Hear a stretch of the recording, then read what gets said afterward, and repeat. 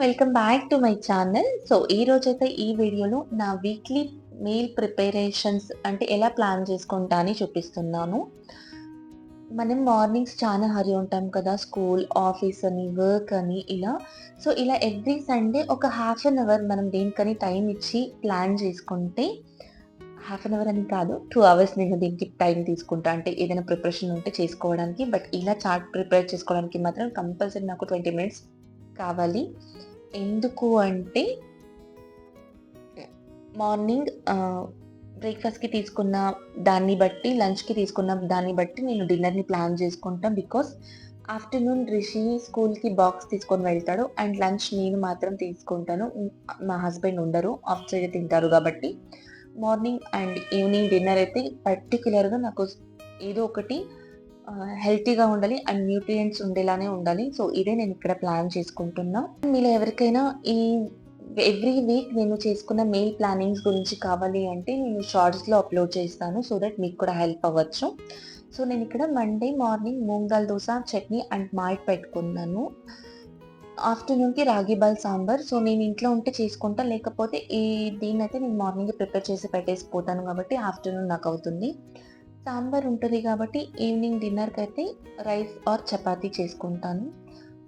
Snacks కూడాను పర్టిక్యులర్‌గా హెల్తీగానే ఇస్తాను. అప్పుడప్పుడు ఔట్ సైడ్ ఇంకా తెప్పిస్తాను. లేకపోతే ఆల్మోస్ట్ హెల్తీ స్నాక్సే పెడతాను. ఇలా ఎవ్రీ డే నేను మీల్‌ని ప్లాన్ చేసుకుంటా. అయినంత బ్రౌన్ రైస్ తీసుకుంటున్నాం. మీన్స్ బ్రౌన్ రైస్ అని చెప్పను గానీ దాన్ని దంపుడు బియ్యం అంటారు కదా! దాన్ని పాలిష్ లేని బియ్యంని తీసుకుంటాం. వైట్ రైస్ చాలా వరకు అవాయిడ్ చేస్తాను. బికాజ్ ఆఫ్ నా పీసీఓడీ కావచ్చు అండ్ ఇంట్లో ఇంకొన్ని హెల్త్ ఇష్యూస్ వల్ల. అండ్ నేను వెజిటబుల్స్ అయితే వీక్లీ 2 డేస్ తెచ్చుకుంటా. సో దట్ ఇక్కడ ప్లాన్ చేసుకుంటున్నా. ఈ వీక్‌లో ఏ డేస్ వెజిటబుల్స్ తెచ్చుకోవాలని ఇక్కడ ప్లాన్ చేసుకుంటున్నా. అలాగే తెచ్చుకుంటాను కూడా. ఈ మీల్ ప్లాన్‌లో అయితే వెజిటబుల్స్ తక్కువ పెట్టుకున్నా కాబట్టి, అంటే కర్రీస్ తక్కువ పెట్టుకున్నా కాబట్టి రా వెజిటబుల్స్ ఎక్కువ తెచ్చుకున్నాను. సో రాగా తీసుకోవడానికి హెల్ప్ అవుతుంది అని.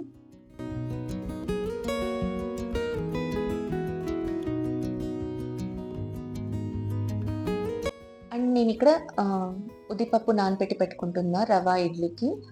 మిల్లెట్ దోస చాలా వరకు చేంజ్ అయిపోయింది. మీన్స్ బ్రౌన్ రైస్ కావచ్చు ఆర్ జొన్న దోస, సజ్జలు దోస ఇలా అన్ని మిల్లెట్స్‌లో చేస్తున్నా కాబట్టి, రాగి దోస ఇలా చేస్తున్నా కాబట్టి, ఇడ్లీ అయినాను ఇడ్లీ టెక్స్చర్‌లో ఉండిపోని అని ఒక్క రీజన్‌కి నేను ఇడ్లీని మాత్రం చేంజ్ చెయ్యను. అండ్ ఇదైతే మడికి కాಳು అని అంటాం. తెలుగులో ఏమంటారో నాకు తెలియదు. స్ప్రౌట్స్ ఎవ్రీ వీక్‌లో నేను 2 డేస్ స్ప్రౌట్స్ చేయడానికి ప్రిఫర్ చేస్తాను. లైక్ అన్ని టైప్స్ ఆఫ్ స్ప్రౌట్స్ ఉండేలాగా చూసుకుంటాను. టేస్ట్ అయితే చాలా బావుంటుంది గానీ, స్టీమ్ చేసి ఇస్తాను. అలాగే అయితే రిషికి ఇవ్వను. రాగా ఇవ్వను. రాగా నేను, మా హస్బెండ్ తింటాం. రిషికి మాత్రం స్టీమ్ చేసే పెట్టేస్తాను.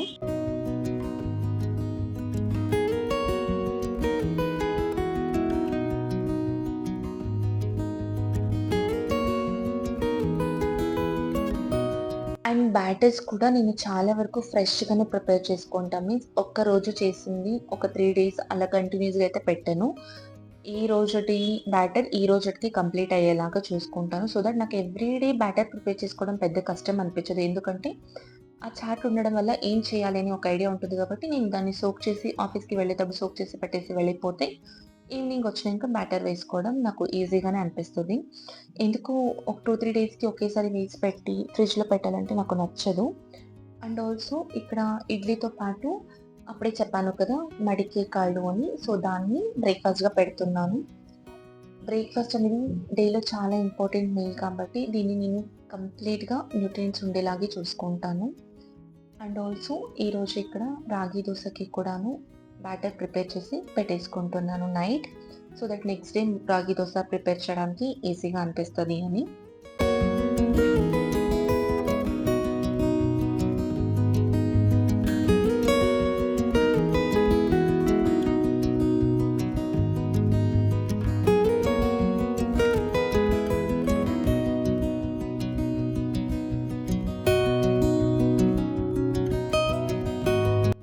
నేను చాలా హెల్త్ కాన్షియస్. నేను ఇలానే ఉంటాను అని పర్టిక్యులర్‌గా అయితే చెప్పను కానీ, నాకు తెలిసినంత వరకు హెల్తీ వేని బిల్డ్ చేసుకోవడానికి ట్రై చేస్తున్నా. లైక్ తెలియనివి తెలుసుకొని మరీ ట్రై చేస్తున్నా.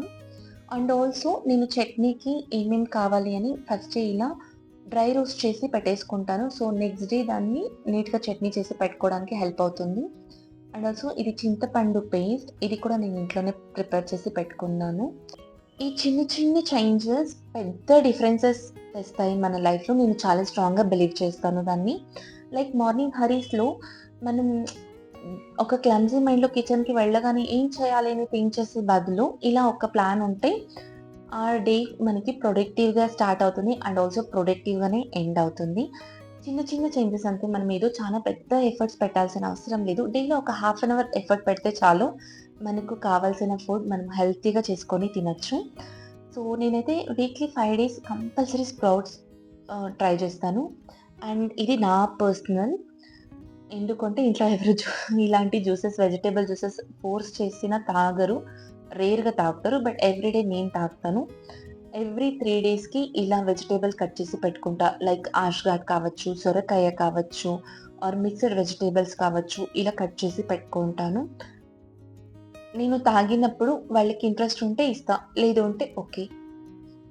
అండ్ పన్నీర్ కూడాను ఔట్ సైడ్ మాక్సిమం తేవడం మానేశాను. ఇంట్లోనే ఇలా పాలుని పన్నీర్‌గా కన్వర్ట్ చేసి పెట్టుకుంటాను.